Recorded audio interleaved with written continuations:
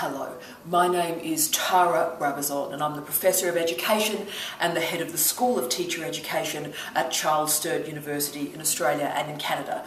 And for this week, as part of the University of Pennsylvania MOOC around the old globe, I'd like to present my second video, Artefact. And the task we've been given this week revolves around a question. What is it to be old?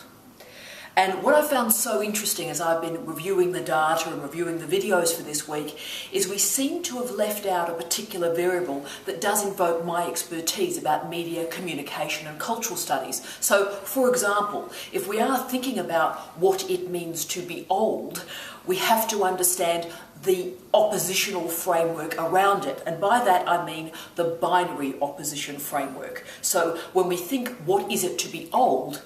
We automatically think, what is it to be young? That's a binary opposition. Young, old, male, female, black, white, straight, gay.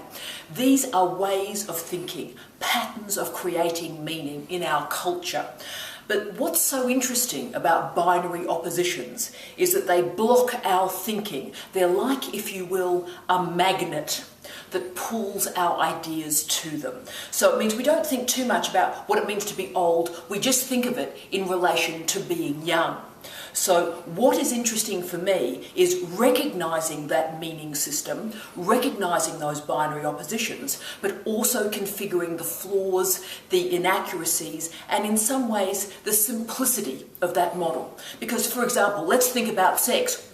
Let's think about sexuality.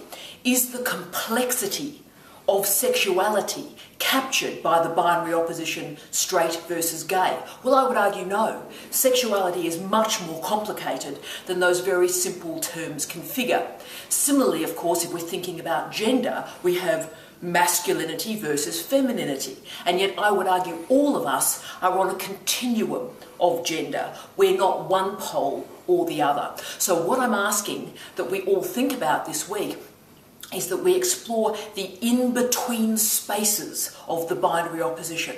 So not old, not young, but recognising there's history there. So what it meant to be old in 1840 is different to what it meant to be old in 1940 and will be different from what it means to be old in 2040. So when we add history back to those binary oppositions, it becomes a little bit more complicated, and that's great. One more thing I'd like to say about this topic, and that is not only should we add history to these binary oppositions, but I ask that we think about the spaces in the middle. So what exists between being young and being old? And the answer is ageing. So what we need to do is create more complicated theorizations of ageing, and that will allow us to problematize those binary oppositions. So if I can give you two examples of scholars out there in my field, media, communication and cultural studies, that are problematizing the notion of ageing, I'd like to show you two books if I can. And Steve, my husband, is recording. Steve, are those pictures? Is that in the picture, darling? Yes. Thank you, darling. So the first book I'd like to talk about is Ageing and Youth Cultures. So, that seems incredibly weird to be even putting those ideas into the same title of a book, but it is dealing with the notion of youth culture that we all have when we're 18, 19, 20, but actually how we age through that youth culture. So in some ways, the height of my youth culture was 1987. And as a lot of my friends know, in many ways, I'm still there, as you can see by my makeup. So that's the first book. The second book I just wanted to raise in this artefact for this week is Rock On: Women, Ageing and Popular Music. So once more, we've got what is seemingly the culture of young people, popular music, and yet we've got increased, more complex theorisation of popular music to recognise the significance of ageing in that variable.